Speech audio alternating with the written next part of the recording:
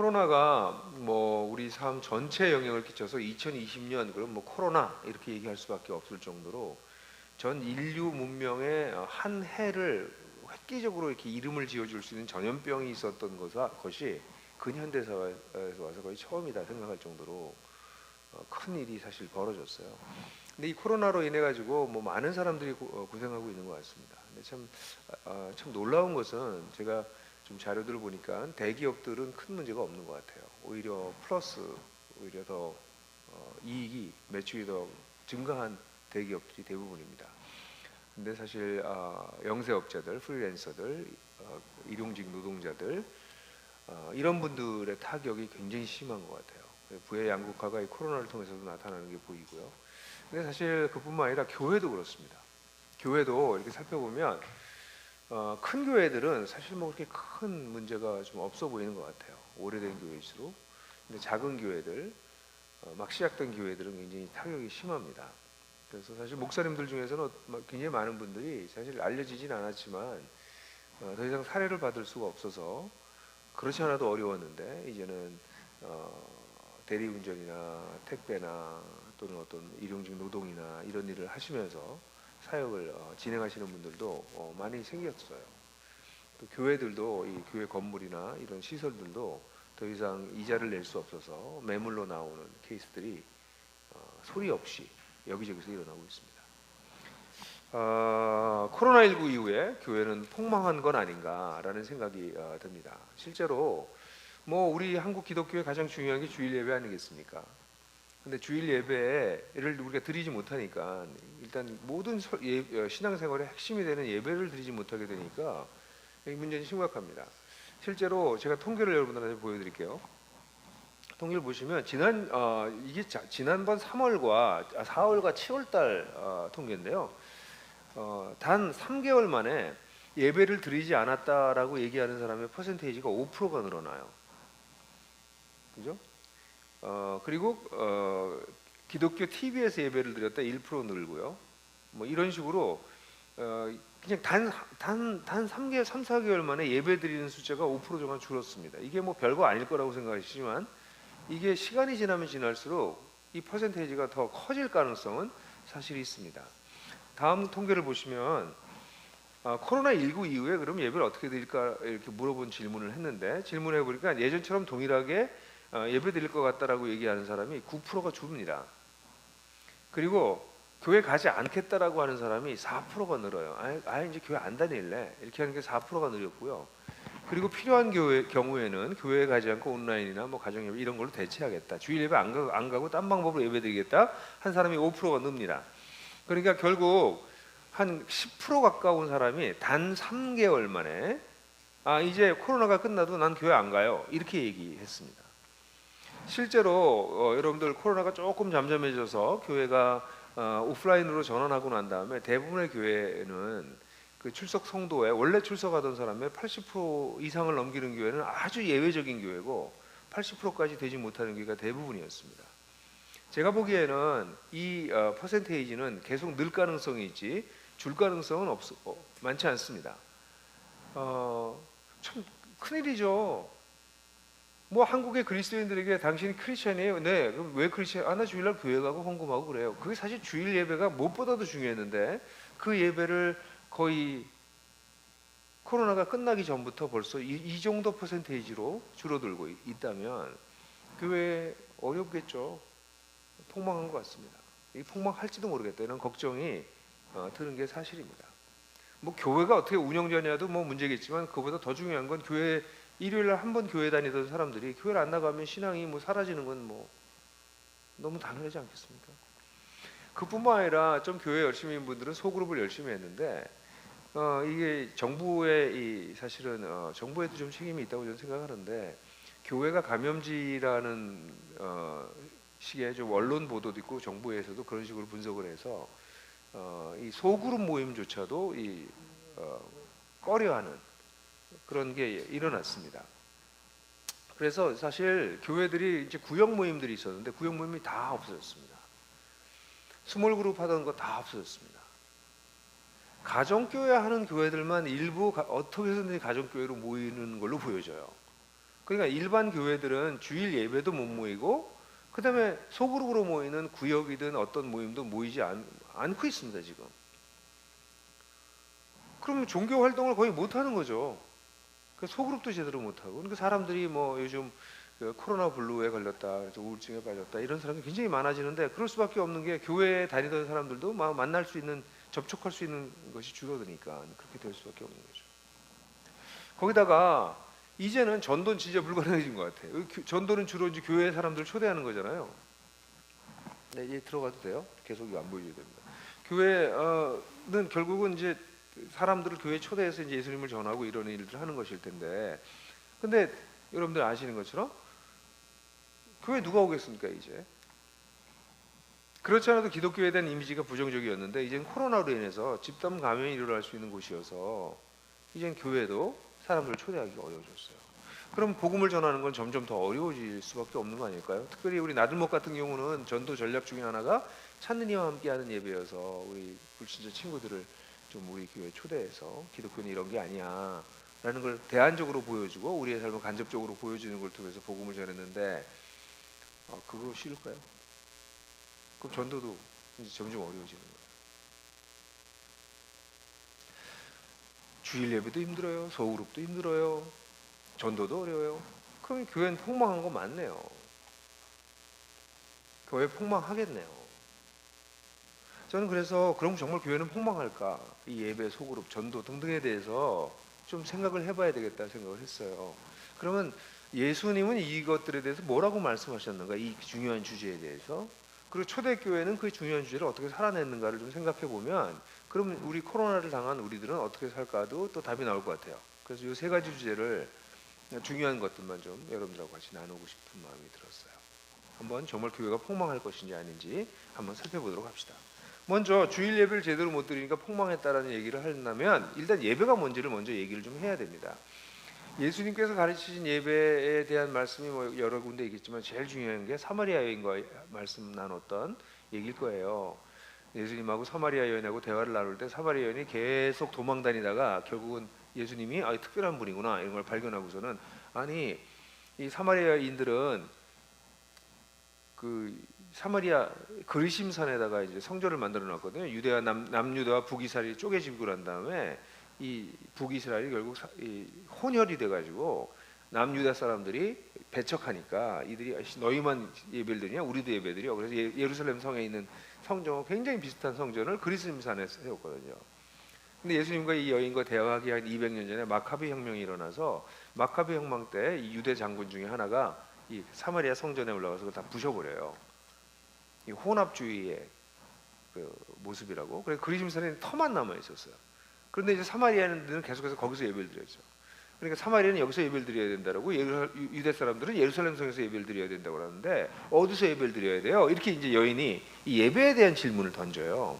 그때 예수님께서 답변하신 게 오늘 아까 우리 기도회 때 불렀던 바로 그 찬양이죠, 그죠? 같이 한번 읽어볼까요? 요한복음 4장 23절 다 같이 읽죠. 시작. 참되게 예배드리는 사람들이 영과 진리로 아버지께 예배를 드릴 때가 온다. 지금이 바로 그때이다. 아버지께서는 이렇게 예배를 드리는 사람을 찾으신다. 사마리아 여인은 어디서 예배를 드려야 돼요? 하고 플레이스를 물어봤어요. 어떤 형식이어야 돼요? 그 형식을 물어봤어요. 근데 예수님 뭐라고 얘기하시냐면 플레이스가 아니야. 피플이야. 하나님이 예배하는 사람을 찾으시는데 진리와 영으로 예배하는 사람들을 찾으셔. 그러니까 예배의 중요한 건 플레이스가 아니라 피플이야. 다르게 얘기하면 형식이 아니라 어떤 마음과 어떤 자세로 하는 게 중요한 거야. 이렇게 지금 답을 하신 거예요. 근데 예수님께서 말씀하신 거 중요한 게 영과 진리입니다. 이 해석에 대해서 할 말이 많겠지만 그냥 오늘 결론만 얘기하면 성령을 쫓아서 진리의 기초에서 예배드려라 이렇게 말씀하신 거죠. 성령을 쫓아서 진리의 기초에서 예배드려라. 예배는 그런 것이다. 하나님은 그런 예배를 찾고 계신다. 이제 그런 예배를 드릴 때가 시작된다. 바로 지금이다. 이런 말씀을 예수님께서 하셨어요. 그러니까 예수님이 오시고 난 다음부터는 진리의 기초에서 성령의 인도를 받아서 드리는 예배가 드려지게 되고 하나님은 그런 사람 찾는다. 그게 진짜 예배다. 이렇게 말씀하신 거죠. 그럼 초대교회는 이런 말씀을 받아서 어떻게 예배 드리는 삶을 살았을까요? 초대교회 성도들 중에서 바울 사도가 예배에 대해서 얘기하는 것들 중에 가장 우리 뭐 예배 그럼 딱 떠오르는 게 이것이 너희 드릴 영적 예배이니라. 로마서 12장 1절이 아닐까 싶어요. 로마서 12장 1절 한번 읽어볼까요? 시작. 형제자매 여러분, 그러므로 나는 하나님의 자비하심을 힘입어 여러분에게 권합니다. 여러분의 몸을 하나님께서 기뻐하실 거룩한 산 제물로 드리십시오. 이것이 여러분의 드릴 합당한 예배입니다. 이것이 합당한 예배입니다라고도 번역할 수 있고 영적인 예배라고도 번역할 수, 두 가지 다 번역이 가능한 단어예요. 그러니까 너희는 이렇게 예배를 드려, 이게 진짜 예배야, 이렇게 얘기를 지금 사도 바울이 얘기한 거예요. 근데 이 얘기를 보게 되면 뭐 여기 진리와 영과 뭐 이런 거 거의 나오지 않는 것 같아요. 근데 잘 살펴보면 일단 그러므로로 시작하는데, 로마서는 여러분들이 아는 것처럼 1장부터 11장까지 기독교의 진리를 정말 아름답게 논리적으로 설명해 놓은 부분입니다. 성경 전체에서 기독교 진리 이렇게 자세하고 논리적으로 설명한 부분은, 이렇게 자세하게 설명한 부분은 성경 전체에서 찾기 어려울 정도로 로마서 1장부터 11장은 기독교 진리를 설명한 아주 대표적인 책이에요. 그 얘기를 쭉 하고 난 다음에 그게 다 끝났어요. 그리고 이제 12장서부터는 이렇게 살아야 된다는 얘기를 할 때 그러므로 이렇게 시작하는 거예요. 그러니까 사도 바울은 진리를 한참 설명하고 난 다음에 진리를 들었어? 그러면 예배를 드리는 거야, 이렇게 얘기를 하고 있는 거예요. 그러니까 예수님이 영과 진리로 예배를 드린다고 할 때 진리의 기초에서 예배 드린다고 하신 말씀과 그대로 동일한 자세를 사도 바울이 취하고 있는 거죠. 여러분, 사람들은 진리에 대해서 깨달으면요, 철학자들은 어떻게 반응해요? 유레카! 와! 이게 놀랍다! 정말 좋다! 내 정신이 맑아지고 이 세상을 보는 눈이 선명해지고 오, 신나는데 유레카! 이렇게 얘기하잖아요. 근데 기독교인들은 진리를 깨달으면 어떻게 돼요? 예배합니다. 이게 기독교의 진리와 다른 철학자나 인문사회과학자들이 얘기하는 진리 지식과의 차이입니다. 우리의 진리는 살아계신 하나님에 대한 지식이에요. 그래서 그 하나님에 대해서 알게 되면, 그 하나님이 어떤 분이시고 그 하나님이 어떤 일을 하셨는지 알게 되면 거기에 반으로 예배가 나오는 거예요. 그러니까 그러므로 이제 예배를 드려야지, 바울이 이렇게 얘기하는 거예요. 이건 굉장히 중요한 거죠, 여러분. 저는 오늘 양평까지 이렇게 오면서 좀 섭섭했어요. 사실 이 설교를 제가 5번째 반복하고 있으니까 이 부분에 있어서 계속 내용이 바뀌어요. 왜냐면 11월 초에는 단풍을 보면서 어딘가를 가고 있었거든요. 그래서 와, 너무 이쁘다 이러면서 갔어요. 근데 점점 단풍이 떨어지고 이제 남옥이 나오고 오늘은 너무 춥다 그러면서 왔거든요. 추운 강을 보면서 왔어요. 여러분, 자연을 보면 거기 반응하잖아요. 단풍이 아름다워서 단풍하고, 낙엽이 떨어진 걸 보면 떨어진 걸 보고 또 아름답다고 그러고, 다 떨어지고 착한 강을 보면서는 또 그걸 보면서 느낌이 있잖아요. 실체를 보면 거기에 반응이 나와요. 그게 예배예요. 하나님에 대한 실체를 깨달으면, 하나님이 어떤 분이신지, 하나님이 무슨 일을 하셨는지 정말 깨달으면 거기에 대한 반응으로 나오는 게 뭐예요? 예배예요. 그래서 사도 바울이 그러므로, 그러니까 기독교 예배는 얼마나 신비한 예배를 드렸냐, 얼마나 놀라운 체험을 했냐, 얼마나 정성껏 드렸냐도 사실 별로 중요하지가 않아요. 그건 나중의 일이에요. 기독교 예배는 정말 당신이 진리를 알고 그 진리 때문에 그 진리에 반응해서 예배를 드리는 거예요. 이게 제일 중요한 거죠. 그러므로, 그럼 목사님 여긴 영이 안 나오는데요? 저한테 이렇게 얘기할 거예요. 근데 이 본문을 보면 너희 몸을 하나님이 기뻐하시는 거룩한 산제사로 드려라 그랬거든요. 갑자기 몸을 얘기해. 이건 영과 반대 아니에요? 이렇게 얘기할지 모르지만 그건 이원론적으로 생각해서 그런 것이지, 생각해 보세요. 내 몸을 거룩한 산제사로 드린다는 것은 24시간 나를 드린다는 거예요. 나를 통째로 드린다는 거예요. 나의 삶을 총체적으로 하나님께 드린다는 거예요. 그럼 내 삶을 하나님께 총체적으로 드리는데 나한테 반드시 계셔야 될 분이 누구세요? 성령님이세요. 성령님의 인도와 성령님의 도움이 없이 내 몸을 하나님께 드릴 수 있겠어요? 24시간 통째로? 그러니까 진리에 기초했다면 이제 성령의 인도를 받아서 너의 전 삶을 하나님께 드려. 이게 예배야. 바울이 그렇게 가르친 거예요. 그러니까 초대교회 성도들은 이런 것들을 안 것이에요. 이게 예배구나라는 걸 알았죠. 근데 사실은요, 초대교회 성도들을 보면 이게 예배드리기 좋은 상황이 아니었어요. 왜냐하면 초대교회는 다신교 사회에 존재했어요. 그래서 그 이방인들이 그 당시에 있었던 대부분의 사람, 기독교인이 아닌 사람들이 기독교인을 뭐라고 불렀는지 아십니까? 무신론자라고 불렀어요. 상상이 가세요? 아니 우리가 유신론자잖아요. 근데 우리를 무신론자라고 불렀어. 왜? 아니 신이 수백 수천인데 너희는 하나밖에 없다고? 이 많은 신이 없다고 얘기하고 그 신이 하나라고 얘기해? 그럼 무신론자지 니들은. 이렇게 얘기하는 거예요. 그러니까 그 당시에 기독교인이 된다라고 하는 것은 그 시대를 지배하고 있었던 이데올로기, 그 정신, 사조를 완전히 무시하고 완전히 딴 길 가는 길이었어요. 신전에서 모든 일이 이루어졌어요. 지금은 종교가 일요일날 한번 교회 오는 걸가 종교가 됐잖아요. 근데 고대 사회에서 종교는 religio라고 하는 라틴어가 묵다라는 뜻이에요. 그러니까 삶 전체를 묶는 거예요. 신전을 중심으로 해서 단순히 제사만 드리는 것이 아니라 거기서 인맥도 쌓고 사회적인 관계도 갖고 파티도 하고 모든 걸 거기서 다 해요. 거기서 음식도 나오고 거기서 고기도 생산되고 뭐 온 거. 그러니까 신전이 빠지고는 사회가 안 되는 거예요.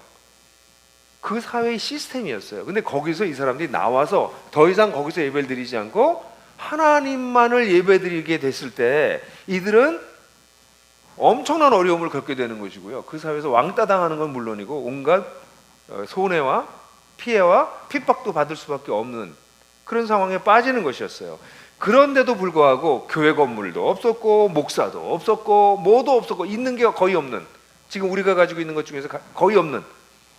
근데 이들은 그 진리를 알았기 때문에 그 진리에 기초해서 하나님께 자신을 전 인생을 드리는, 전 삶을 드리는 예배를 드렸던 거죠. 특별히 그 당시에는 이 기근 또 전쟁, 지진, 전염병 이런 게 자주 왔어요. 고대 사회에 늘 있는 일들이어서 이로 인해서 사회가 굉장히 불안정했습니다. 그리고 여러분들 죽음이라고 하는 걸 굉장히 자주 봤어요, 이 사람들. 여러분들 이런 질문에서 좀 이상하긴 하지만 여러분 시체를 많이 보세요? 시체를 거의 못 보실걸요? 전 직업상 시체를 좀 볼 수 있어요. 시체를 다른 보통 사람보다 많이 보는, 주검을 많이 보는, 실제로 보고 만지기도 하는, 그러니까 거의 극소수의 사람 중에 하나예요, 제가. 근데 고대 사회에서는요, 죽음이 지천에 깔려 있었습니다. 죽음은 그냥 이렇게 뭐 장례식장 이런 데 가는 거는 최근 뭐 20몇 년 사이에 우리나라에 생긴 거고, 우리나라도 옛날에 병풍 뒤에 이렇게 시신을 놔뒀다고, 염에서. 지금 우린 시신을 못 봐요. 근데 그 당시엔 시신이 바로 옆에 있었어요. 가까이 있었어요. 그래서 사람들은 죽음도 자주 있었고, 평균 연령도 낮았고, 어린아이들 태어나면 많이 죽었고, 그러니까 죽음이라는 게 굉장히 가까웠어요. 그래서 그런 죽음이 가까운 것 속에서 이들은 정말 하나님을 예배하는 것 외에는 의미 있는 것이 없다. 언제든지 죽을 수 있다. 이런 마음을 가지고 하나님께 정말 예배하고 살았거든요. 자, 그래서 그들은 어려운 상황인데도 불구하고 하나님께 예배드리는 게 그들의 인생에서 가장 소중한 것이었습니다. 이렇게 불안정한 세상에서, 이렇게 위험한 세상에서 하나님을 예배하는 게 제일 소중한 것이었어요. 진리에 기초해서, 성령의 의지에서, 반문화적으로 세상에서 왕따를 당하면서도, 그리고 죽음이라고 하는 게 지천이 깔려있는 상황에서 하나님께 예배드리는 것만이 사는 이다 하고 얘기드렸던 것이죠. 자, 코로나19를 맞으면서 우리는 어떻게 해야 될까요? 저는요, 코로나19를 맞으면서, 코로나19는 한국 기독교뿐만이 아니라 전 세계 기독교를 분수령 위에 세우는구나라는 걸 깨달았어요. 분수령이 뭐예요, 여러분? 분수령은 물이 떨어져서 오른쪽 왼쪽으로 갈라지는 것입니다. 지금까지는요, 이 분수령이 굉장히 넓었던 것 같아요, 제가 보기에는. 그래서 이게 다 기독교야 라고 얘기해서 유사 기독교, 그냥 종교적 명목적인 기독교, 문화적 기독교가 다 여기 올라와서 이게 기독교야 이렇게 얘기했습니다. 근데 이게 갑자기 여기 다 있을 수 있었으니까. 근데 이게 분수령이 돼버리니까 양쪽으로 흘러버려요.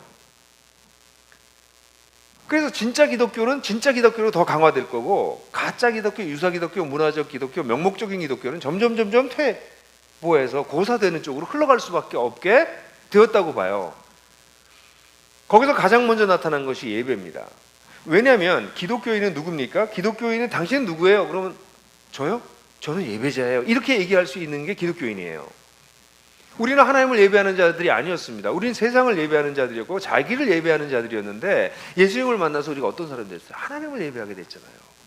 그러니까 당신의 정체성이 뭐예요? 당신이 누구예요? 크리스찬들에게 물어볼 때 우리가 저는 예배자예요. 이제 예배 드릴 수 있게 됐어요. 하나님의 그 은혜의 자리 앞에 나아갈 수 있게 된 사람들이거든요. 그렇게 고백하는 게 우리 그리스도인이에요. 그러므로 그 진리를 깨달았기 때문에 하나님께 예배를 드리지 않을 수 없는 사람이 된 거거든요. 이렇게 얘기하는 게 그리스도인이잖아요. 그러니까 크리스찬의 정체성은 예배에 있습니다. 그런데 주일날 예배를 드리지 않으니까 사람들이 예배를 못 드린다는 거예요. 이런 무슨 얘기냐면 이 사람들이 평상시에 예배를 안 드리다가 주일날 예배 드리는 걸로 전부 퉁쳤다는 거지.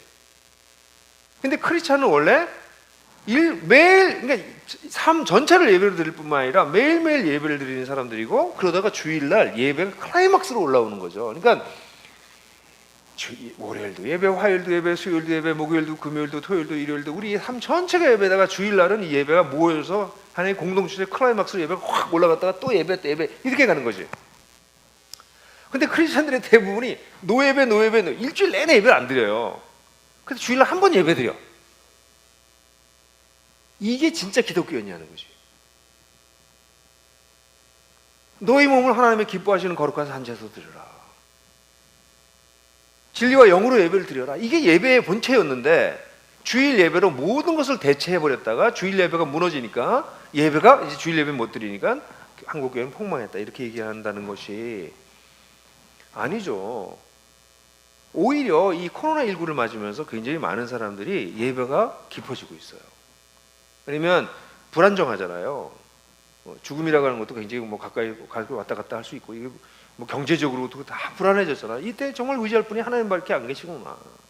그래서 하나님을 더 의지하는 사람들이 생겨나죠. 예배가 더 깊어지죠. 실제로 여러분들 이제 여러분들 스스로 질문하시면 돼요. 이 코로나19 동안 나는 주일 예배를 잘 못 드리게 됐지만 난 주중에 하나님을 더 찾을 수밖에 없게 되더라. 그래서 하나님을 더 예배하게 됐다. 그럼 여러분 분수령에 긍정적인 쪽으로 흘러가고 계시는 분이세요. 근데 어떤 사람들은 주일 예배가 없어지니까 예배가 거의 없어져요. 왜냐면 평상시에 예배를 드리지도 않았을 뿐더러 평상시 예배 드리는 걸 배운 적도 별로 없어요. 그냥 예배는 주일날 교회 가서 앉아있고 거기 집중도 잘 안 하고, 어떤 때는 급하면 또 안 가기도 하고 늦게 가기도 하고 그런 일전 종교 행사였다. 그 종교 행사가 사라지니까 난 예배가 통째로 날아가 버리는 거죠. 진실적으로 진실하게 생각해서 그분들은 어쩌면 이 기간을 통해서 자신이 정말 그리스도인이었던가, 자신이 정말 예배자였던가, 예배자가 아니라면 그리스도인이라고 볼 수가 사실 없어요. 왜냐하면 크리스천이 돼서 누리게 된 가장 큰 축복이 하나님을 아버지라고 부르고 하나님을 예배하게 된 거거든요. 그래서 저는 사실은 그런 명목상의 그리스도인, 유사 그리스도인, 문화적인 그리스도인들이 이번 기회에 위기를 겪는 것은 오히려 그분들에게 유익하다고 생각해요. 내가 하나님 잘 안 믿고 있었구나. 나 엉터리였구나. 내가 다 죽어가는구나 이거다가. 그걸 깨달아서 주님께로 돌아오게 되면 그건 참 좋은 일이라고 생각해요. 오히려 제가 제일 안타까운 것은 회심 과정에 있는 사람들이었어요.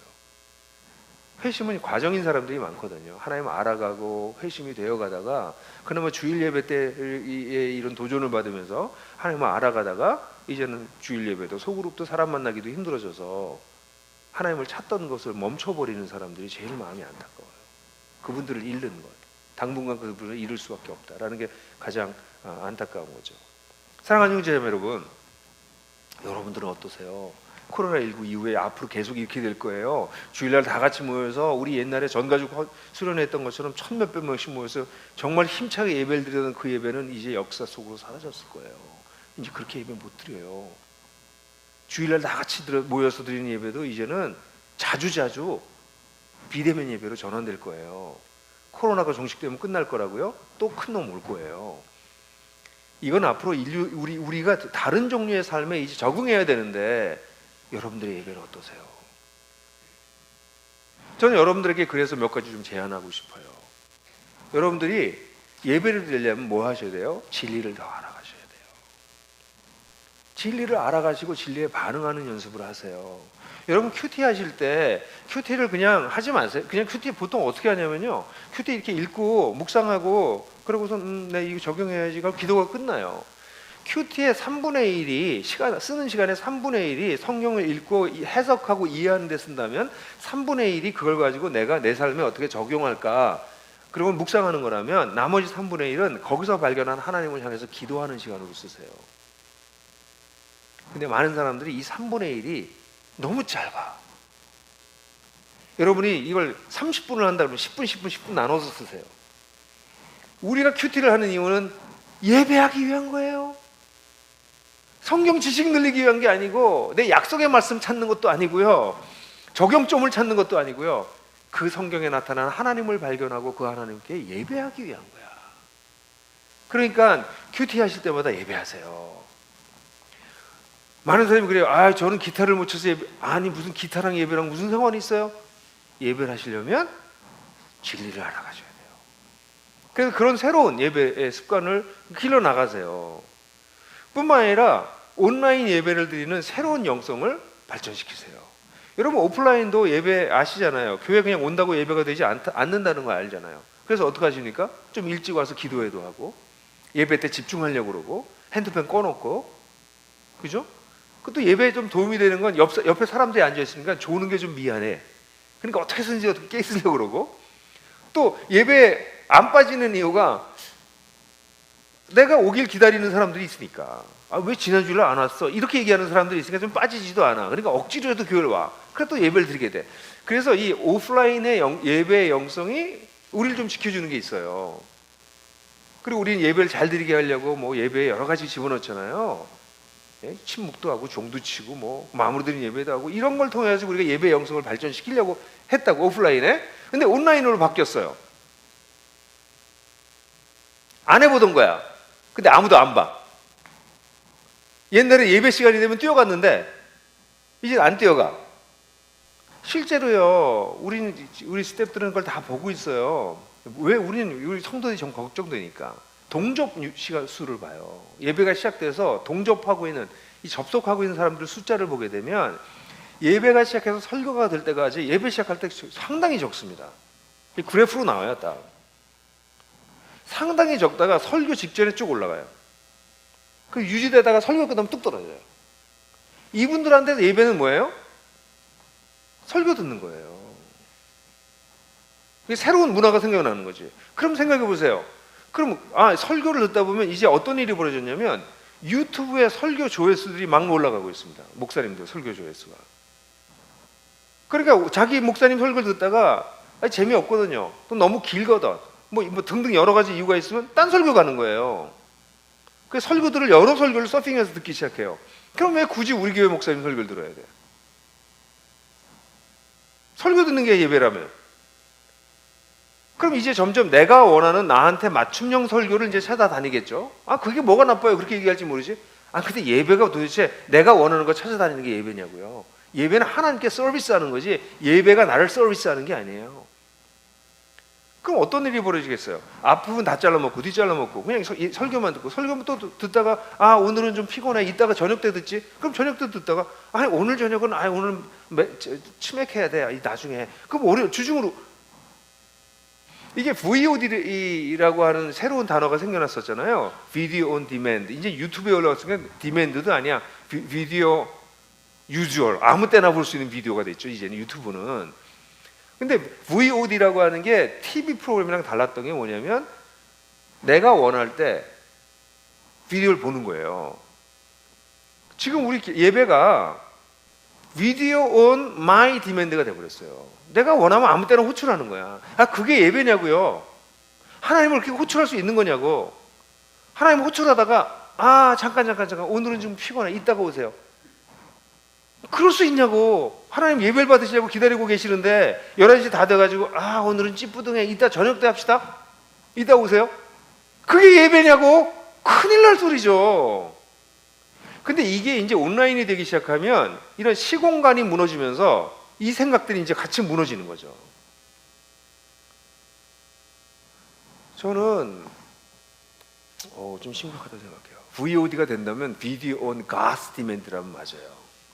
But Video on My Demand가 된다면 그건 이미 예배가 아니라 그냥 강연 듣는 거고요. 좀 나쁘게 되면 엔터테인먼트예요. 내가 원할 때 나를 위해서 오락적으로 받는 거기 때문에. 여러분 온라인으로 예배 드리는 게 틀린 게 아니에요. 어떻게 드리느냐가 중요해요. 플레이스가 중요한 게 아니라 방법이 중요한 게 아니라 자세가 중요해요. 그럼 여러분들이 온라인으로 예배 드릴 때 어떻게 하면 하나님께 정말 잘 드릴 수 있을까? 이거 고민하셔야 돼요.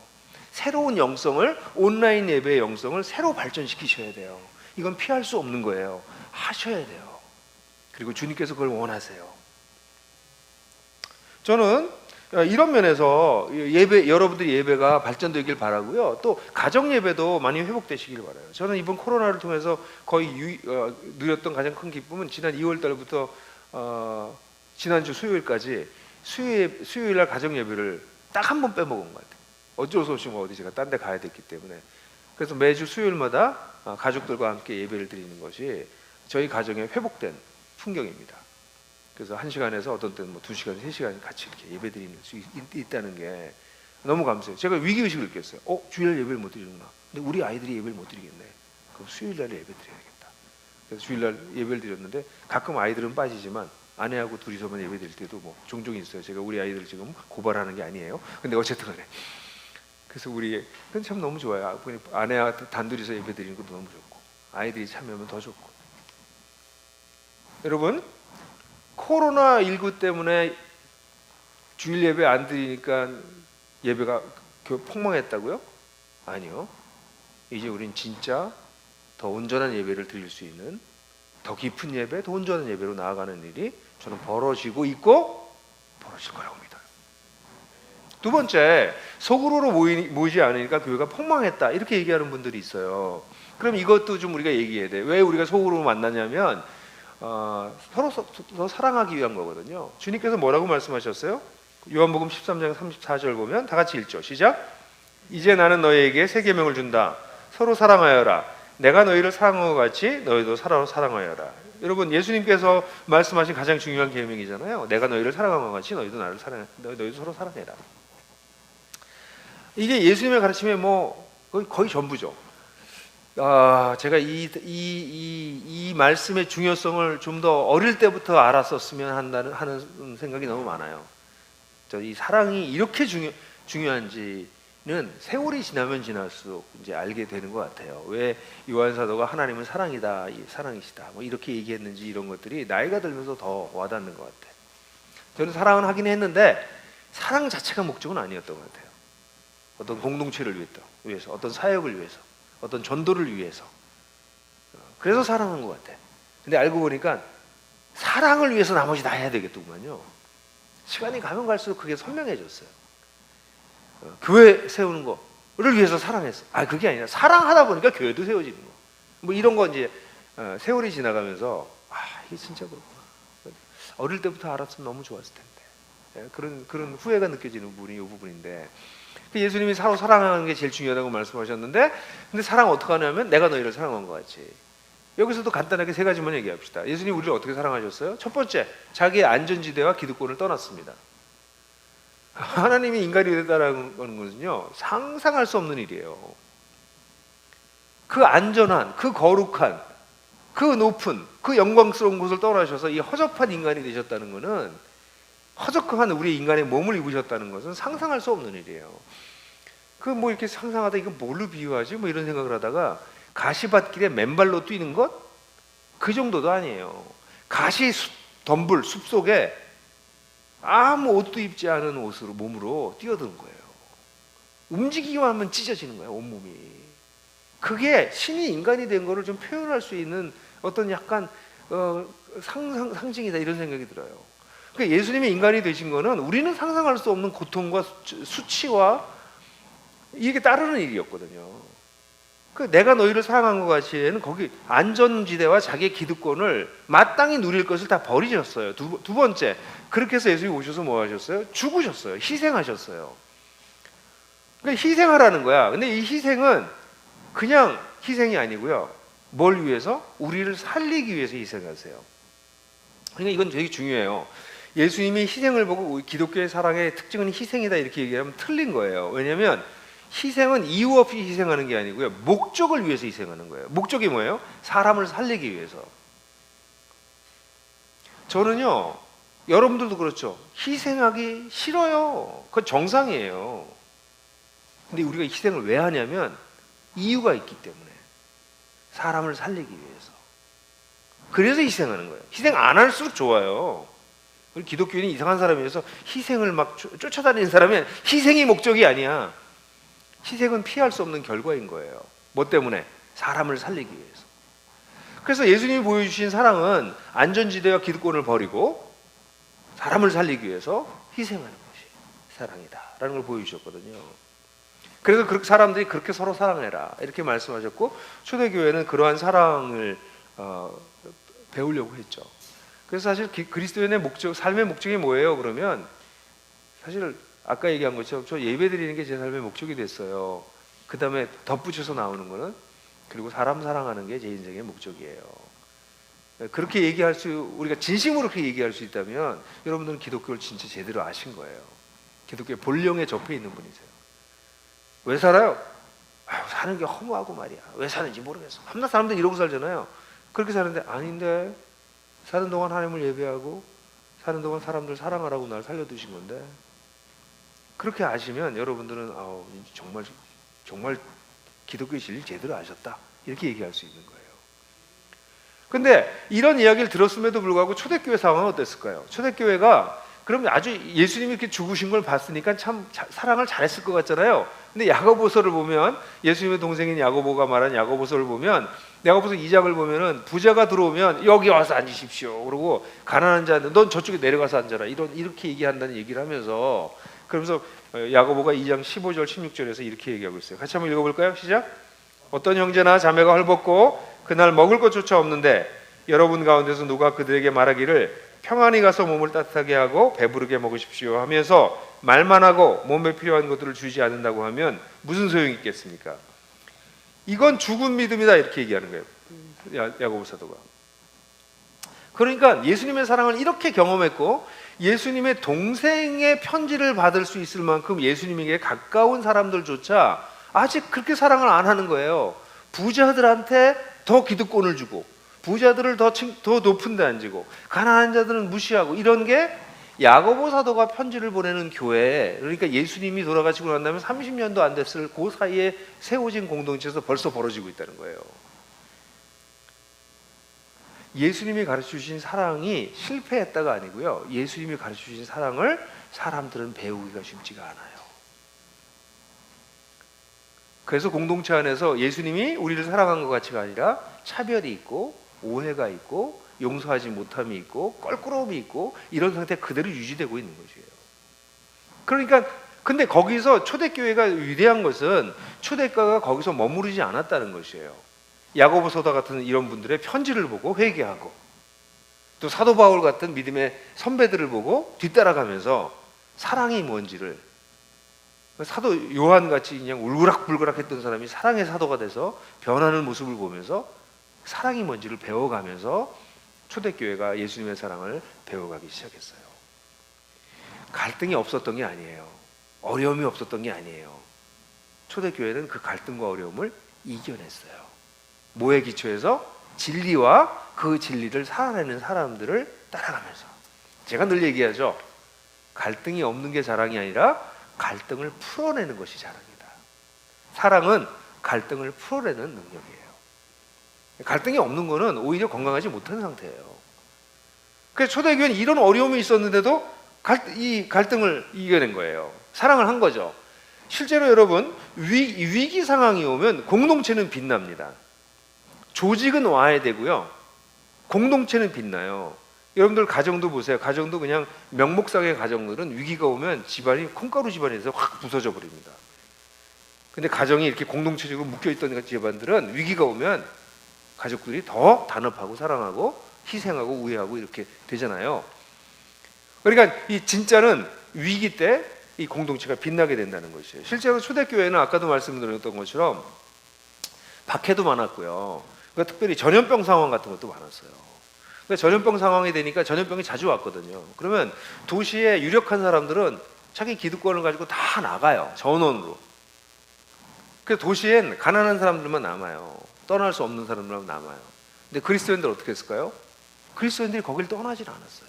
왜냐하면 거기 널브러져서 병들어서 죽어가는 사람들을 간호해야 되니까. 나 혼자 살 수 없기 때문에. 그래서 그들이 당연히 떠날 수 있는 기득권이 있었음에도 불구하고 그것을 버리고 거기 남아서 사람들을 살리려고 희생을 해요. 그러다가 전염병에 걸려서 죽는 사람들도 생겨요. 근데 또 어떤 사람은 전염병에 안 걸려. 기적이다. 신이 돕는구나. 이런 생각을 할 수밖에 없게 병에 안 걸리는 사람들도 생겨났어요. 왜 그랬을까? 옛날엔 그걸 기적이라고 그랬지만 이제는 우리가 과학으로 설명할 수 있죠. 뭐예요? 항체가 생긴 거예요. 한번 병에 걸렸다가 항체가 생겨서 그 병이 전염병에 안 걸리는 거야, 이 사람이. 그러니까 어떤 사람들은 죽지 않고 어떤 사람은 죽고 어떤 사람은 죽지 않고 계속 환자들 치료하고 이러니까 전염병이 끝나고 나면 사람들이 이들이 받은 사랑과 이런 초자연적, 그 당시엔 초자연적인 거죠. 설명할 수 없었으니까 초자연적인 현상을 보고 기독교에 귀의하는 사람들이 늘어나는 거예요. 전염병이 지나갈 때마다 기독교가 성장했다는 한 사회학자의 보고가 있어요. 여러분, 면역 주사가 아니라 그들은 사랑으로 이 전염병 상황을 이겨내면서 사람들 돌봤어요. 자, 코로나19 이후에 우리는 어떻게 할까요? 지금 다 움츠러져 있습니다. 코로나19. 코로나를 겪으면서 온 세상에 움츠러지는 것 understand. 근데 문제는 기독교인들도 움츠러들고 간다는 것을 보여줘요. 그래서 그렇지 않아도 교회에 오면 시끄럽고 싸우고 문제 많고 그냥 설교만 듣고 헌금 보내고 그러지. 그래서 온라인 교회를 세우는 게 어때? 뭐 이런 얘기가 나오다가 코로나19가 오고 난 다음에 온라인 예배를 드리겠다, 온라인 교회를 세우겠다는 사람들의 숫자가 확 늘어났어요.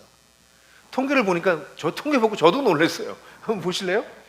통계를 보니까 온라인 교회를 다닐 의향이 있냐 이렇게 물어보니까 온라인 교회는 100% 그러니까 이런 예배당이나 이런 거 이게 없는 거예요. 그냥 온라인으로 다 하는 거야. 설교도 온라인, 헌금도 온라인, 상담도 온라인 이렇게 만나지 않아. 그냥 온라인으로 예배를 하겠다 그랬더니 27%가 그렇게 하겠대요.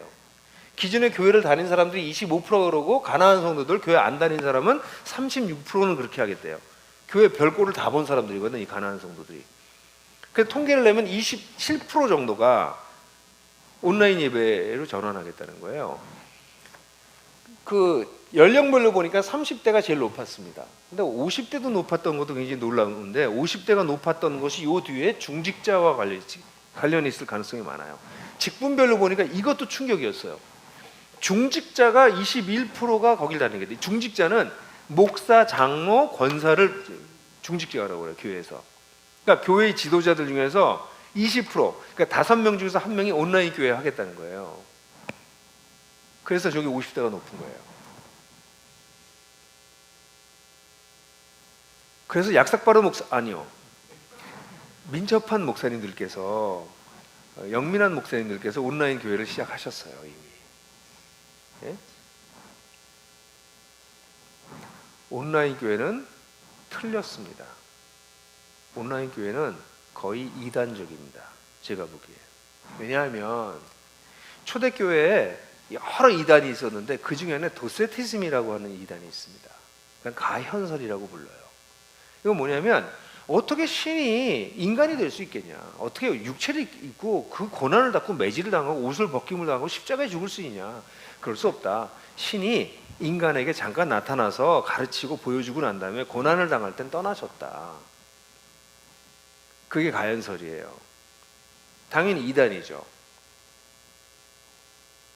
여러분, 온라인으로 그냥 불편하게 만나면 냄새나는 인간들과 이 갈등과 거기다 이제 코로나가 와서 또 전염될지도 모르고 이제 왔다 갔다 불편한데 그냥 온라인으로 다 깔끔하게 끝냅시다 라고 하는 것은 도세틱 크리스천이티예요. 가현적 기독교라고 저는 보여줘요. 여러분, 사랑은요 희생하는 거예요. 대가를 지불하는 거예요. 교회가 설교 듣는 곳이라고 생각하니까 온라인 교회도 가능하다고 생각하는 거죠. 교회는 사랑하는 사람들의 공동체잖아요. 근데 어떻게 온라인으로 사랑합니까? 부부가 온라인으로 사랑할 수 있습니까? 여러분 아이들을 온라인으로 사랑할 수 있습니까? 온라인은 보조기구일 뿐이지 어쩔 수 없을 때 쓸 수 있는 테크놀로지지 그걸 바탕으로 우리가 사랑을 할 수 있다는 것은 그럼 예수님은 왜 오시냐고요. 예수님 그냥 온라인으로 그냥 때려버리시지. 예수님의 테크놀로지가 지금 우리가 가지고 있는 테크놀로지보다 떨어질 거라고 생각하세요? 예수님이 그 당시에도 오실 필요가 없어요. 아니 지금식으로 얘기하면 유튜브 하나 멋지게 만드시지. 예? 유튜브 영상 하나 딱 만드셔서 채널 하나 여시든지. 그래서 하늘에서 스필버그도 부르고 다 불러서 영상 만들어가지고 해가지고 쫙 날려보내는 거야. 그냥 채널로 계속 조회수 몇억 몇십억 올라가고. 깔끔하시네. 왜 하나님이 그걸 못하세요? 그 당시에 천사도 있고 뭐 환상도 있고 뭐 다 있었는데, 근데 그분이 오셨잖아요. 이게 사랑이다 라는 걸 보여주시면서 내가 너희를 사랑한 것 같이 너희도 사랑하라 그러고 오셨잖아요. 이게 기독교예요. 가현적 기독교는 이단입니다. 그러므로 이렇게 말할 수 있어요. 사랑하는 사람이 없으면 교회가 아닙니다. 교회 다닌다라는 말 자체가 저는 싫어하는 표현이지만 어쨌든 사랑하는 사람이 없다면 교회 다니는 거 아닙니다. 교회는 사랑하는 사람이 있기 때문에, 다르게 말하면 그 사람 때문에 힘들 때도 있고, 그 사람 때문에 마음이 아플 때도 있고, 그 사람 때문에 괴롭기도 하고, 그 사람 때문에 내가 내 자신을 희생하고 싶기도 하고, 그런 사람이 있을 때 그게 교회지, 그런 게 없으면 그게 무슨 교회냐고요. 내가 너희를 사랑한 것 같이 너희도 사랑해라, 이게 주님의 말씀이신데. 근데 사실 놀라운 건요, 이번에 우리 위기를 겪으면서 저는 참 걱정을 많이 했어요. 우리 나들목교회가 어떻게 될까? 우리 다섯교회가 어떻게 버텨낼까? 근데 제가 여러분들 얘기했던 거 기억나세요? 제가 교회가 우리가 분립되기 전에 여러 번 얘기했어요. 나들목교회는 연합교회가 무너져더라도 가정교회는 안 없어진다. 간헐교회가 살아남을 거다.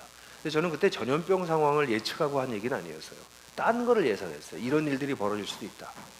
그러면 연합교회가 붕괴되거나 무너질 수도 있는데 그래도 우린 가정교회는 살아남을 것이다. 그래서 이제 얘기했던 건데, 코로나 상황이 와서 여기 도대체 어떻게 되고 있을까 궁금했어요. 근데 우리가 지난 9월 달에 목자 수련회를 했는데, 목자 수련회를 위해서 목자들이 이 기간 동안 어떻게 목양했는지를 살펴보면서 깊은 감동을 받았어요. 물론 일부 목자들은 좀 어려움을 겪으신 분들이 있어요. 그 가정교회 자체가 너무 힘들거나 목자 자신이 너무 힘들 때는 그런 분들이 아주 소수 있지만, 대부분의 가정교회 목자들이 이 가정교회 성도들 붙잡고 있으려고 애를 쓰더라고요. 뭐 가정교회 가족들 전부 1대1로 매칭시켜서 풍삼기 다시 놓기를 한다거나, 또는 그룹을 셋으로 나눠서 한 그룹 다 모이기 힘드니까 세 그룹으로 나눠서 언약 가족들이 다 인도하게 하고 언약 가족들만 모아서 자기가 또 모임을 한다거나, 뭐 그런 분들도 있고, 또 어떤 분들은 목자님들이 부부가 계속해서 그 가족들을 찾아가서 1대1로 신방을 하기도 하고, 나들 목에서 잘 안 하는 건데 뭐 필사를 다 같이 하기도 하고, 정말 그 어떤 분은 그 줌으로 요일을 정해서 저녁 때 기도해야 하고, 뭐 온갖 방법으로 이 성도들을 붙들려고 애를 쓰는 목자들을 보면서, 야, 나들목교회가 이게 가정교회 한 게 진짜 맞구나, 너무나 자랑스럽고 감사했어요. 제가 실제로 이 일을 겪으면서 저는 한 6월 달 돼서 이건 굉장히 한국교회 심각한 문제다. 근데 한 7월 달쯤에 제 후배들이 만든 통계 연구소가 있어요. 근데 연구소 그 연구원이 저한테 와서, 형님, 그 가정교회 형님도 교회도 하지? 그래서 응, 우리도 해. 근데 가정교회 하는 교회랑 하지 않는 교회랑 차이가 많이 나는 것 같아요. 그 친구 가정교회 뭔지 몰라요. 전통적인 교회 다니는 친구인데. 근데 이거 한번 조사해봤으면 좋겠어 그러더라고요. 그래서 이건 정말 필요한 조사다.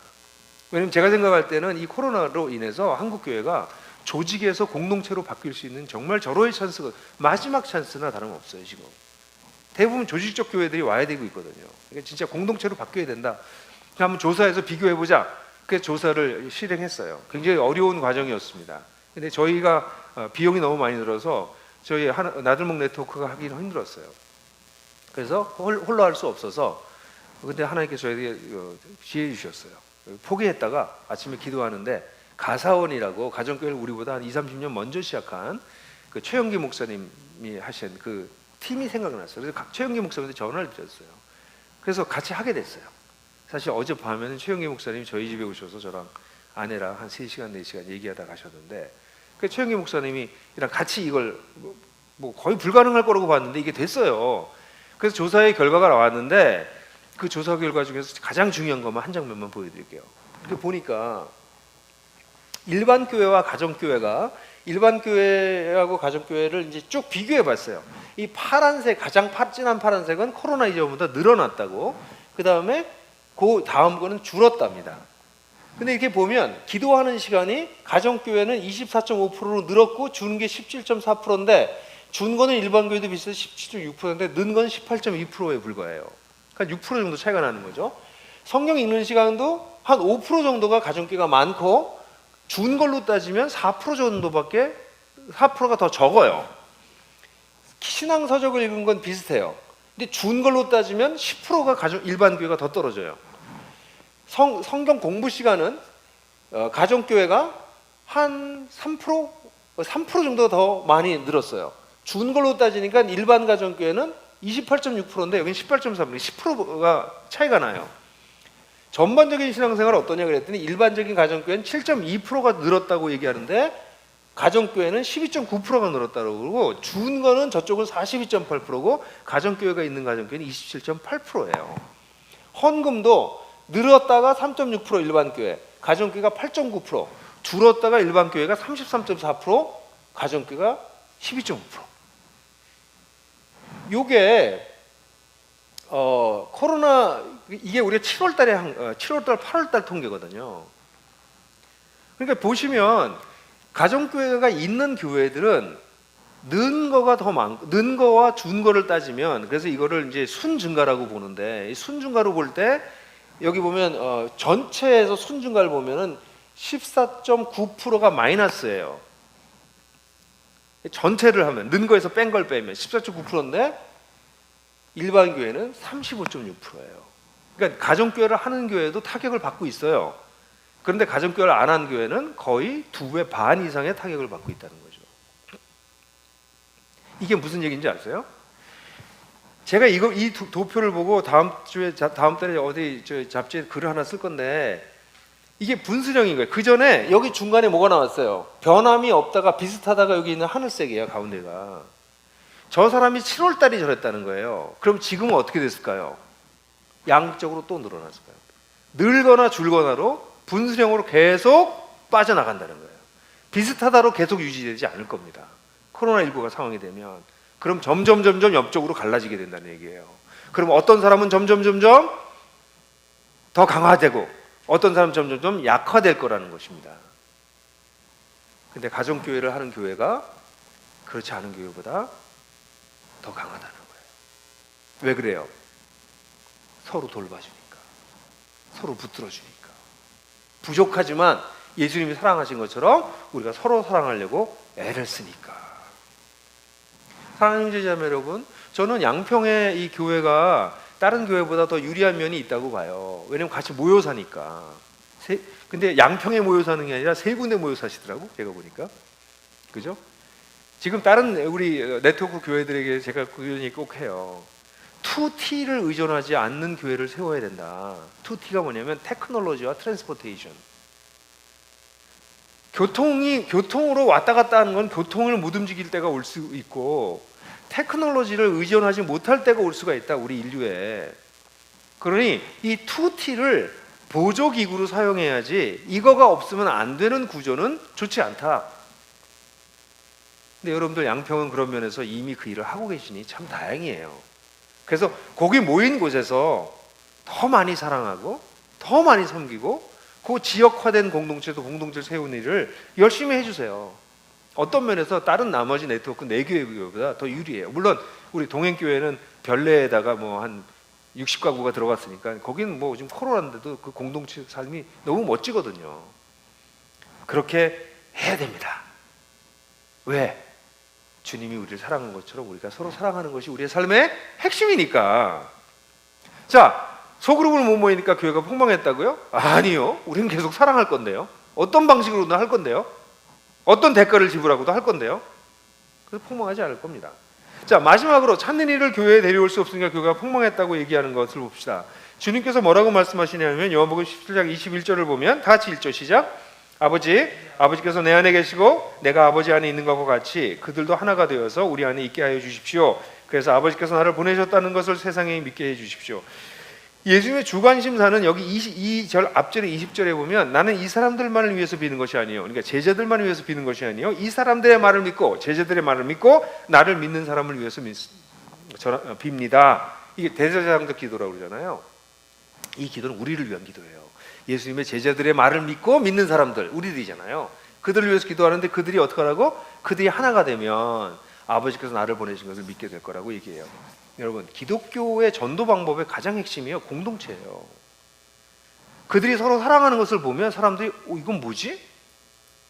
왜 이렇게 사는데? 세상에서 못 보던 모습인데? 이게 어떻게 가능해? 이렇게 물어보면서 하나님이 그 아들을 이 땅에 보내신 걸 통해서 이 사람들이 사랑하게 됐구나, 그걸 보고 전도가 될 거라고 예수님께서 말씀하신 거예요. 이게 전도의 핵심이에요. 그럼 초대교회는 어떻게 했을까요? 초대교회를 보면, 초대교회 우리 베드로전서 이번에 공부했잖아요. 베드로전서 3장 15절 16절 다 같이 한번 읽죠. 시작. 다만 여러분의 마음속에 그리스도를 주님으로 모시고 거룩하게 대하십시오. 여러분이 가진 희망을 설명하여 주기를 바라는 사람들에게는 언제나 답변할 수 있게 준비를 해두십시오. 그러나 온유함과 두려운 마음으로 답변하십시오. 선한 양심을 가지십시오. 그리하면 그리스도 안에서 행하는 여러분의 선한 행실을 욕하는 사람들이 여러분을 헐뜯는 그 일로 부끄러움을 당하게 될 것입니다. 여러분, 초대교회는요, 여기 보면 뒷부분에 여러분의 선한 행실을 욕하는 사람들이라고 하는 표현이 초대교회 사람들한테 반복돼서 나타나요. 베드로전서에 나오는 주제 중에 하나예요. 아니, 왜 선을 행하는데 욕을 자꾸 먹지? 선을 행하는데 왜 자꾸 핍박을 당하지? 이 얘기가 베드로전서에 나오거든요. 근데 여러분들 생각할 때 참 이상하다, 왜 선을 행하는데 그렇게 되지? 이렇게 생각할지 몰라요? 근데 그 당대의 상황을 좀 이해해 보셔야 돼요. 왜냐하면 그 당시에 어떤 일이 벌어졌냐면, 초대교회 사람들은 예수를 믿고 서로 사랑하기 시작하니까 일단 가난한 사람들한테 자기 재산을 자꾸 나눠주는 일, 아무한테나 나눠준 거 아니고요, 자기 교회 속에 있는 사람들 나눠주는 거예요. 그러니까 일단은 사람들이 아니 저건 무슨 짓이지? 근데 일단 가난한 사람들을 도와주는 걸 보고는 박수를 쳤어요. 거기까지는 박수를 받는 쪽이 많았어요. 근데 그 다음에 가만 보니까 이 사람들이 노예들이랑 같이 밥을 먹는 거예요, 밥상에서. 그럼 어떨 것 같아요? 와, 잘했다 이랬을 것 같아요? 사람들이 이 사회 기강을 무너뜨리네. 이 노예들이 이게 버릇이 없어져가지고 이게 제 상전한테 까불면 어떡하려고 이 사람들 인간 대접을 해줘. 근데 크리스천들은 노예를 더 이상 둘 수 없다고 생각해서 형제로 대하기 시작하니까 그 사회에서 욕먹는 거죠. 거기다가 아까 얘기했던 것처럼 신전에 가서 제사를 안 드려요. 지네들끼리서 뭘 하면 성만찬을 하는데 뭐 들어보니까 예수의 살과 피를 먹는데 얘네들이 무슨 인육을 먹는구나, 카니발리즘이구나. 그래서 또 욕하는 거죠.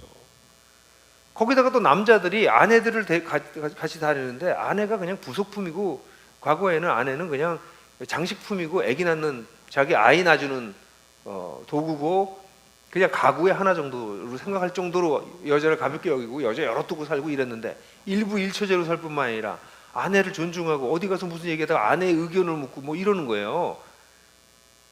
그럼 남자들이 뭐라고 그랬어요? 죄송해요, 이렇게 얘기해서. 이게 딱 맞아. 비응신. 아니 여자한테 왜 그걸 물어봐? 정신 나간 놈 저거 우리 남자 쪽팔리게 만들어냈죠. 그래서 사람들도 그러니까 이 일반적으로 사회에서 진행되고 있는 것에 굉장히 반문화적인 행동을 했는데, 이게 다 어디서 왔어요? 사랑에서 왔어요.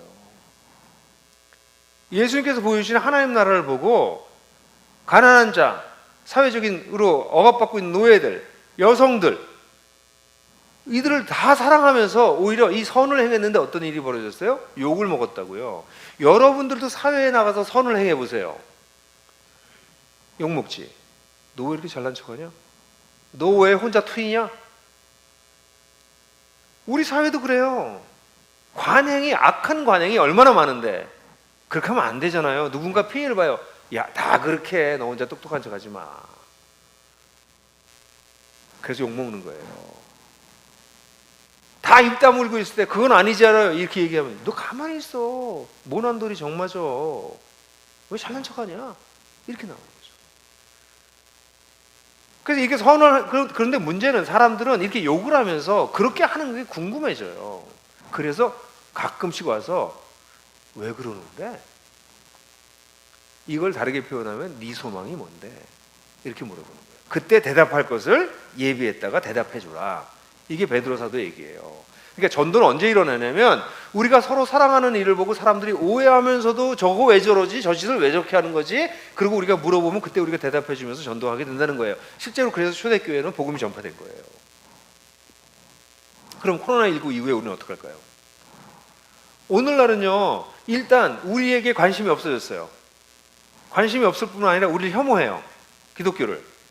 오히려 문제를 일으키는 집단처럼 되어져 버렸어요. 그런데도 우리는 차 탐례라고 하는, 이건 이번 코로나 때문이 아니라 제가 교회를 처음 세웠을 때부터 이 문제는 심각했었어요. 근데 우리는 차 탐례를 통해서 우리 불신자 친구들이 와서 이렇게 보고 생각했던 거랑 다르네, 그러면서 하나님을 알아갈 수 있도록 도와줬죠. 그런데 우리가 차 탐례를 듣지 못하게 됐으니까 이건 참 심각한 문제가 된 거죠. 어떡하죠? 그래서 제가 고민하면서 만든 게, 이게 올해 7월부터 고민이 시작됐어요. 이게 차 탐례 앞으로 힘들어지는구나. 코로나가 지나가고 난 다음에도 차 탐례는 어려워지겠다. 어떡하지? 그러다 떠올랐던 생각이 찾아가는 차 탐례였어요. 그럼 찾아가잖아. 우리가 사람들한테 찾아가자. 네? 찾아가자. 그럼 어떻게 찾아갈까? 그럼 사회적 이슈가 됐던 개인적 이슈가 되는 것들을 영상으로 만들고, 영상을 만들어서 우리 성도들이 관심 있는 사람들한테 같이 보자 그러고 토론하고 얘기하고, 그러다가 결국은 예수님에 대해서 전할 수 있는 방법을 쓰자. 왜냐하면 우리 나들목 네트워크에 있는 교회 목사님, 우리 성도들은 풍삼초 하나님 나라의 도전, 풍삼첫 이런 걸 통해 가지고 복음을 전하는 훈련이 다 돼 있어요. 복음 전할 수 있잖아요. 근데 어려운 건 복음 전하기 전 단계인 이 컨택 포인트, 와서 소망에 대해서 묻게 만드는 이 컨택 포인트가 약한데, 옛날에는 이걸 차 탐례로 했는데 차 탐례가 안 되면 이 부분을 만들자. 그래서 제가 일단 첫 번째로 시도해서 만든 게, 그래서 만들려고 하는 시리즈가 솔문솔답이에요. 솔직한 질문은 솔직한 답변을 가져온다. 제 인생의 모토이기도 하죠. 그래서 솔문솔답 시리즈를 만들어내기로 하고 첫 번째 시리즈를 만들어냈는데 이런 거예요. 보시겠어요? 그거 말고요. 네, 솔문솔답. 그래서 이번에 그렇지 않아도 뭐가 있냐면, 전강훈 씨가 그 광장에서 시끄럽고, 또 요즘 또 막 화염병 날아가고 난리잖아요. 근데 이게 대통령 선거 될 때까지 광장이 시끄러울 거예요. 그럼 도대체 왜 그러냐라고 이 당황스러운 광장의 기독교에 대해서 사람들이 질문할 거예요. 너희들 왜 그러냐 도대체. 뭐 이런 사람들도 있고, 어떤 사람은 제가 나가서 그거 하는 거 잘하는 거야, 또 이런 사람도 있고, 뭐 지금 시끄럽단 말이에요. 그럼 그런 얘기를 할 때 이거 한번 들어볼래? 들어보면, 그럼 이제 1, 2, 3, 4 이렇게. 그 처음에 15분, 처음은 좀 짧아야 돼요. 그다음 20분, 25분, 나중에 30분 이렇게 약간씩 늘어나요. 나중에 양이 많아질 수밖에 없는데, 근데 그렇게 사람들이, 이거는 설교가 아니라 설득, 얘기를 나누는 거예요. 그래서 저도 여기 나올 때 보면 앉아 있어요, 이렇게. 그리고 여러분들 이렇게 이런 거 할 때 이렇게 뜯잖아요, 이렇게 1, 뭐 2, 뭐 이렇게, 뭐 그런 것도 하고, 영상도 나오고 중간에. 그리고 우리 스태프들이 유튜브는 그렇게 해야 된다고 그래서 또 이제 이 자막도 넣어주고, 같은 자막하다가 갑자기 하나님 나라 이렇게 나왔다 들어가고, 뭐 이렇게 뭐 그런 스페셜 이펙트도 넣고, 하여간 이렇게 해서 좀 일반 사람들이 좀 보기 편하게 하는 걸로 이렇게 만들어봤어요. 그래서 한번 보시고, 이런 이야기들 하는 사람들 있으면 들려주고 얘기를 나누시고, 얘기하고 난 다음에 이런 하나님에 대해서 관심 있니? 이런 예수님에 대해서 관심 있니? 그럼 나랑 예수님에 대해서 본격적으로 한번 얘기 들어볼래? 그래서 풍삼초나 하나님 나라의 도전이나 이런 쪽으로 넘어가서 개인적으로 복음을 전할 수 있는 그 접촉점을 만드는 자료가 설문솔답이에요. 2년 전에 불후의 명곡 했던 거 기억나세요? 노래 부르고 노래 해설했던 거. 그 불후의 명곡을 다시 가공해서 지금 우리 작업하고 있어요. 한 달에 하나 정도씩 만들어낼 거예요. 그건 노래를 듣고 노래에 대해서 얘기하면서 또 하나님에 대해서 얘기할 수 있는. 여러분, 우리는 복음을 전해야 돼. 어떻게 안 전해? 예수님이 우리를 위해서 하신 이 놀라운 일을 위해서 우리가 어떻게 복음을 안 전해요? 복음 전해야지. 그래서 열심히 우리가 하려고 그럽니다. 그래서 이거 만들어낼 건데, 이거 쓰시는 건 여러분들이세요. 옛날엔 제가 예배 때 이렇게 하면서 사람들 데리고 오세요 했지만, 이제 그게 안 되니 그럼 뭐 여러분들이 하시면 되잖아요. 여러분들 친구들한테 관심 있는 주제를 가지고. 그래서 저런 거 쭉 만들어 놓으면 보고 계시다가, 이건 그 친구한테 맞겠다, 그럼 그 친구한테 해서 그렇게 쓰시도록. 또 여러분들 저한테 얘기해 주세요. 이런 거 목사님 만들어 주세요. 이런 거 되게 유효할 것 같아요, 요즘 시대. 그럼 제가 또 봐서 할 수 있으면 만들고. 그래서 같이 우리가 복음 전해야죠. 그런데 이번 가사원하고 이번에 조사를 해보면서 우리가 알게 된 게 우리의 조사가 조금 우리 교회가 전도에 있어서 제가 통계는 보여드리지 않을게요. 시간이 지나가서. 근데 가사원 교회랑 우리 교회랑 이번에 제가 조사를 할 때 둘을 좀 따로따로 조사해 달라고 그랬어요. 외부에 발표할 때 그냥 가정교회로 묶어서 하지만 내부적으로는 비교해 보고 싶었어요. 근데 우리가 전도에 있어서 가사원 교회보다 좀 떨어져요. 왜냐하면 가사원 교회는 하나로 아주 집중되어 있어요. 영혼 구원이라는 말로 집중되어 있어요. 근데 우리 나들목 가정교회는 하나님 나라를 살아내는 것에 집중되어 있어. 근데 하나님 나라를 살아내는 것 중에 하나가 영혼 구원이어서 우리가 약해요. 근데 우리가 더 통합적인 것을 얘기한다고 해서 약한 건 좀 마음에 안 들어요. 우리는 전도에 대해서 좀 더 열심히 전도할 사람들을 마음에 품고 그들을 위해서 기도하고 그들을 위해서 찾아가는 일이 우리에게 필요할 것이라고 저는 생각해요.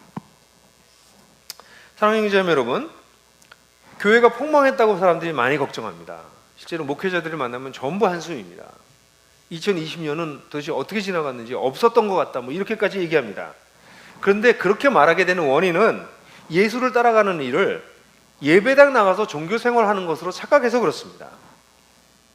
예수를 따라가는 것은 예배당 나가서 종교 생활하는 것이 아니라 우리의 삶 전체를 하나님께 드리는 것입니다. 그렇기 때문에 저는 오히려 이런 위기가 우리를 성장시킬 거라고 생각해요. 우리 모두를 분수령 위에 올려놨다고 생각해요. 여러분들도 그렇지 않으세요? 개인적으로 신앙이 성장할 때가 언제였어요? 어려움과 위기를 겪으면서 신앙이 크지 않으셨나요?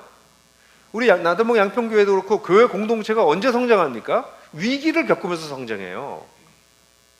그러면서 단단해지거든요. 코로나19는 분명히 우리 개인과 교회를, 전 세계 교회를 분수령 위에 올려놨어요. 위기라고 볼 수 있습니다. 그러나 이 위기는 오히려 우리 개인과 가정교회와 네트워크교회와 한국교회와 전 세계 교회를 정화할 거예요. 불로 태워서 불순물을 태워버릴 거예요. 더 단단하게 만들 거예요. 그래서 진짜 교회가 진짜 교회로 나올 것이고 진짜 그리스도인이 진짜 그리스도인으로 나올 수밖에 없는, 그렇지 않으면 그 중간에 어정쩡하게 있을 수 있는 영역이 줄어져 버리는, 분수령으로 우리를 밀어넣어버리는 이런 일들을 할 거라고 보여져요. 사랑하는 형제자매 여러분, 근데 우린 잘할 거예요. 이 싸움에서 우리가 안 져요. 왜요? 우리가 똑똑해서요? 아니, 우리가 진리를 알아버렸거든. 주님께서 그 진리를 우리에게 보여주셨거든요. 그러니 이게 뭐 그렇게 어려운 것도 아니에요. 그냥 하면 돼요. 살던 대로 하면 돼요. 조금만 신경 써서. 그래서 저는 여러분들에게 교회가 폭망했다고요? 아니요. 지금 우리 기회예요. 잘해봅시다. 아멘.